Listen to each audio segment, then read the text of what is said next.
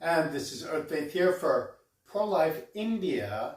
I myself am in California, from Indian descent, and we have Rashmika who joined the team to help in the Indian community with pro-life. And I have Rashmika's WhatsApp number posted, and you can call Rashmika to help with pro-life movement in the Indian community. There is a lot of work to be done on pro-life in India, and I'm going to get right into it. First and foremost, in India, abortions have been used selectively to kill female fetuses, especially in the villages. The poor people, they have aborted female babies basically because they wanted a male child. Now, here's the whole thing. There are a lot of poor people in India. There are poor people in every country. We're all the same, basically. Poor person gets a job, they're not poor anymore. So I don't think in that way, rich or poor.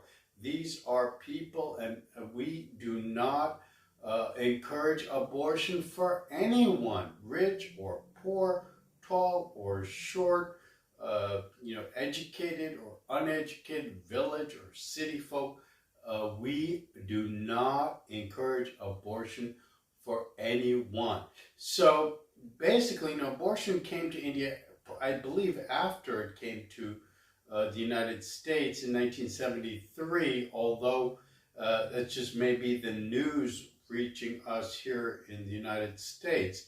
But however, the work to be done in the pro-life movement in the Indian community, not just India, but many other countries around the world. India and China both have large populations, in excess of 1 billion people, the most people of any country, India and China. Now, the way it works, obviously, poor people tend to have more babies, because the chances of survival through childhood into adulthood are less. When you're poor, you may not make it through your childhood. It may be a question of health care for the poor. It may be a question of violence in poor neighborhoods, education, all sorts of things. But they've tried all those social programs, but get to the heart of it. The less violence, warfare, all these things, the less poor the people will be making more babies. Basically, a rich family wants, 2 of their children to survive them, to take their place. The same thing is for the poor family, except, might need 5 babies to get 2 to survive. So that's the mathematics of it. When the world is free of war and danger, then of course poor people will make less babies.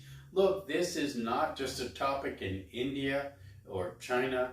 It is a topic, it's been a topic since the Middle Ages.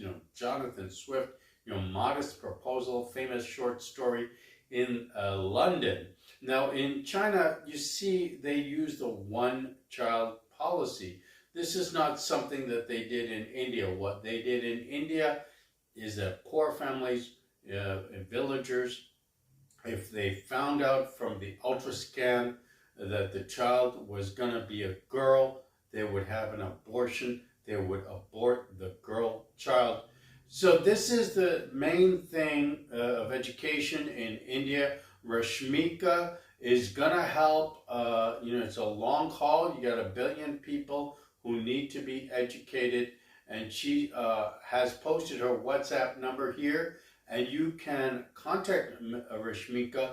You can make a donation for her work, or you can help her in her efforts to eradicate abortion in India. Earth Faith here, signing off.